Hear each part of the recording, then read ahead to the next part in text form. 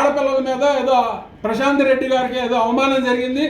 అవమానం జరిగితే వీళ్ళందరూ మొత్తం అంతా ఇదే బ్యాచ్ చెల్లెళ్ళకి జరిగిందని సిగ్గు శరం ఉండాలని ఈ వేదిక ద్వారా నేను ప్రశ్నిస్తా ఉన్నా. ఒక ఆడపడుచు ఓగిరాలకు చెందినటువంటి పాలడుగు శివజ్యోతి ఇంటి మీద సిగ్గు శరంలో గెలిచిన వెంటనే వాళ్ళ ఇంటి మీదకి వెళ్ళి దాడి చేశావు.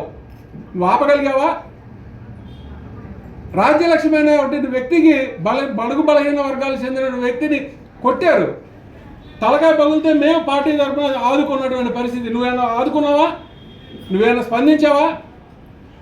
నీ పార్టీ కార్యకర్తలను ఈనాటికి కూడా ఆడవారి మీద దౌర్జన్యాలకి దాష్టికాలకి ప్రేరేపణ కల్పిస్తున్నటువంటి వ్యక్తివి నువ్వు. ఇంకా మాట్లాడుతావు. ఇవాళ కూడా వాళ్ళ మీద ఎక్కడన్నా విచిత్రమైనటువంటి పరిస్థితి ఏంటంటే ఈ నియోజకవర్గంలో ఎక్కడా కూడా చేతబడులు చేస్తారని ఎవడో నమ్మడు.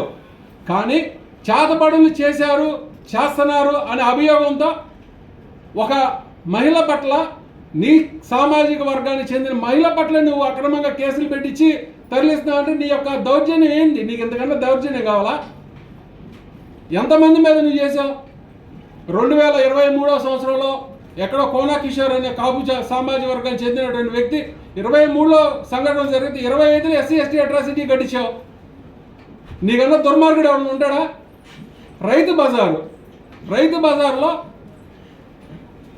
పార్టీ కార్యకర్తలు కాకుండా వేరే పార్టీకి చెందిన వాళ్ళు లేకపోతే ఒరిజినల్ రైతులుగా వ్యవహరించినటువంటి వాళ్ళని కంకిపాడు మార్కెట్లో నీ మార్కెట్ యార్డ్ చైర్మన్ సభ్యత్వం లేని కారణం చేత అందరినీ తొలగిస్తే మేము పార్టీ తరఫున భుజాన్ని వేసుకుని ఒక ప్రైవేట్ స్థలాన్ని అద్దెకి తీసుకుని నిరాశీయులైనటువంటి రైతులందరినీ కూడా మేము అక్కడ గ్రూప్గా ఏర్పాటు చేసి వాళ్ళకి అద్దె మేము భరించి కట్టుకునేటువంటి పరిస్థితి చేసినటువంటి ఘనత వైఎస్ఆర్ కాంగ్రెస్ పార్టీది. నువ్వు చేసావని అడుగుతున్నా.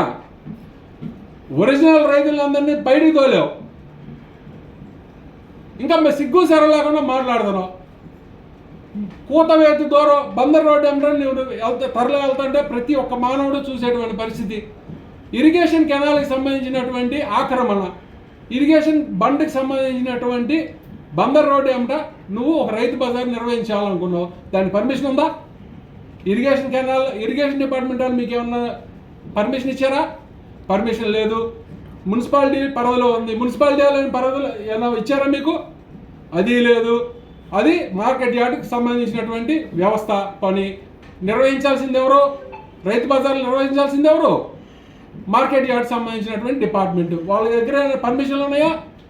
56 కోట్లు పెట్టి నువ్వు వాళ్ళ దగ్గర నెలకు 6,000 రూపాయలు వసూలు చేస్తా, దందా చేస్తా, నీ ఆఫీస్ వసూలు చేసుకుంటే నెలకు 4 లక్షల రూపాయలు దండుకుంటున్నటువంటి వ్యక్తివి నువ్వు అక్రమాల గురించి వైఎస్ఆర్ కాంగ్రెస్ పార్టీ గురించి మాట్లాడుతున్నావంటే ఇంతకన్నా సిగ్గుమాలతనం ఇంకటేది లేదని తెలియజేసుకుంటా ఉన్నాను.